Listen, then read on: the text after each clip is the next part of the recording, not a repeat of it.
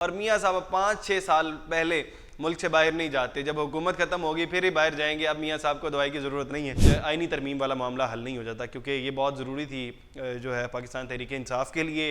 अगर ये ना होता तो पाकिस्तान तहरीक इंसाफ को शायद सैयद मंसूर अली शाह से कोई ना कोई फ़ायदा हो जाता। तो लेकिन मियाँ साहब ने फिर बताया कि भाई मुझे दवाई की ज़रूरत है। मियाँ साहब लंदन फिर से रवाना हो गए हैं। बकाया जो दवाई थी वो अब लेकर आएंगे। जब तक आइनी तरमीम नहीं होगी मैं मुल्क से बाहर नहीं जाऊँगा, चाहे मुझे दवाई लेट ही क्यों ना मिले। हो सकता है कि मियाँ साहब इस दौरे के बाद इस दौरे को अपना लंबा कर दें और उसके बाद फिर वापस आएँ, एक लंबे दौरे के बाद। बहरहाल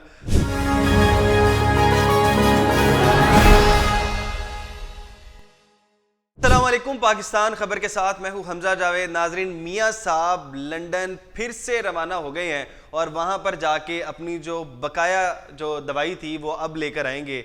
जी, मियाँ साहब पिछले साल 21 अक्टूबर को पाकिस्तान आए थे और बड़े अरसे बाद पाकिस्तान आना हुआ था मियाँ साहब का, और कह रहे थे कि अब लंबे अरसे के लिए, क्योंकि हुकूमत आ जाएगी मियाँ साहब की। और मियाँ साहब 5-6 साल पहले मुल्क से बाहर नहीं जाते, जब हुकूमत ख़त्म होगी फिर ही बाहर जाएंगे। अब मियाँ साहब को दवाई की ज़रूरत नहीं है, लेकिन मियाँ साहब ने फिर बताया कि भाई मुझे दवाई की ज़रूरत है। और पिछले 2 माह से तकरीबन यही चल रहा था कि जो है मैंने दवाई लेने बाहर जाना है। लेकिन जब उनसे पूछा गया कि अभी आप कब जाएंगे, तो उन्होंने कहा कि जैसे ही आइनी तरमीम वाला मामला हल हो जाएगा तो उसके बाद मैं जाऊंगा, क्योंकि मियाँ साहब बड़े मसरूफ़ नज़र आ रहे थे। पीछे से पूरा डिक्टेट कर रहे थे कि किस तरह से पार्टी चलाई जाएगी और आइनी तरमीम क्यों ज़रूरी है, और तमाम लोगों को यकजा करके पीछे लगाया हुआ था कि जब तक आइनी तरमीम नहीं होगी मैं मुल्क से बाहर नहीं जाऊँगा, चाहे मुझे दवाई लेट ही क्यों ना मिले। लेकिन मैं उस वक्त तक बाहर नहीं जाऊँगा जब तक आइनी तरमीम वाला मामला हल नहीं हो जाता, क्योंकि ये बहुत ज़रूरी थी जो है पाकिस्तान तहरीक इंसाफ के लिए।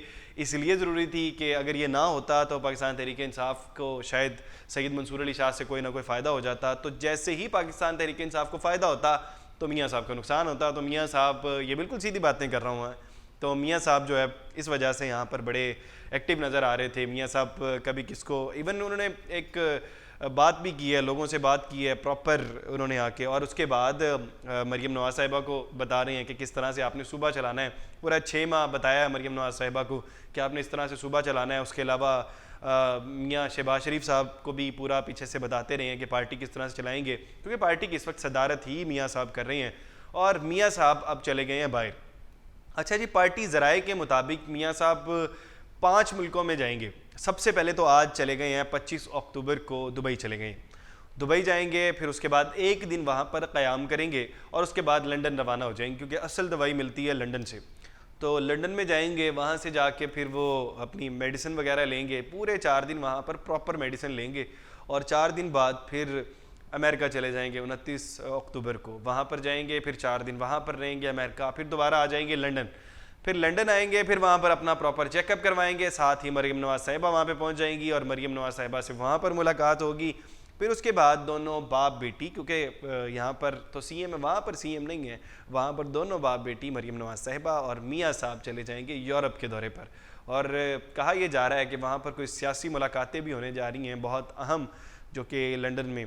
और हो सकता है कि मियाँ साहब इस दौरे के बाद इस दौरे को अपना लंबा कर दें और उसके बाद फिर वापस आएँ, एक लंबे दौरे के बाद। बहरहाल क्योंकि पार्टी के हालात भी कुछ इस तरह के थे, 1-2 माह पहले मियाँ साहब जाने का सोच रहे थे लेकिन नहीं जा पाए।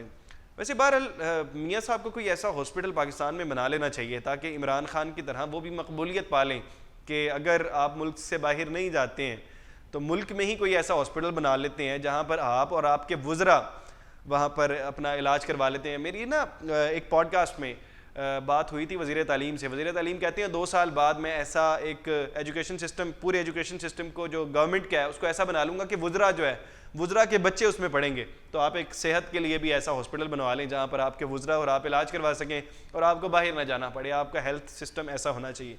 और दूसरी बात यह है कि अगर लंदन का देखा जाए हेल्थ सिस्टम तो वो कोई बहुत अच्छा नहीं है।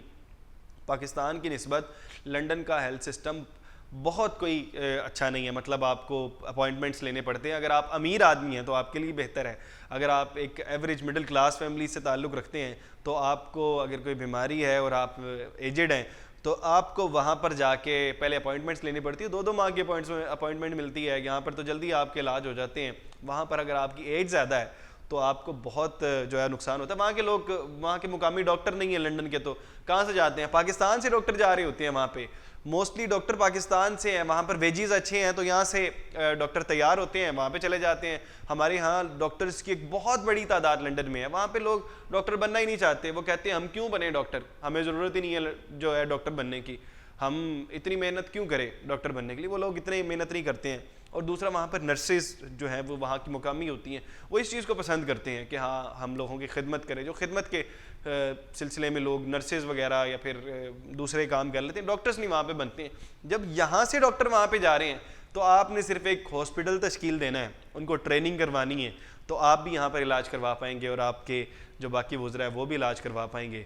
आप क्या सोचते हैं, क्या मियाँ साहब यहाँ पर हॉस्पिटल बना पाएंगे ऐसा या नहीं? कमेंट बॉक्स में ज़रूर बताइएगा। इसी के साथ अपने मेज़बान हमजा जावेद को दीजिए इजाज़त। अल्लाह निगहबान।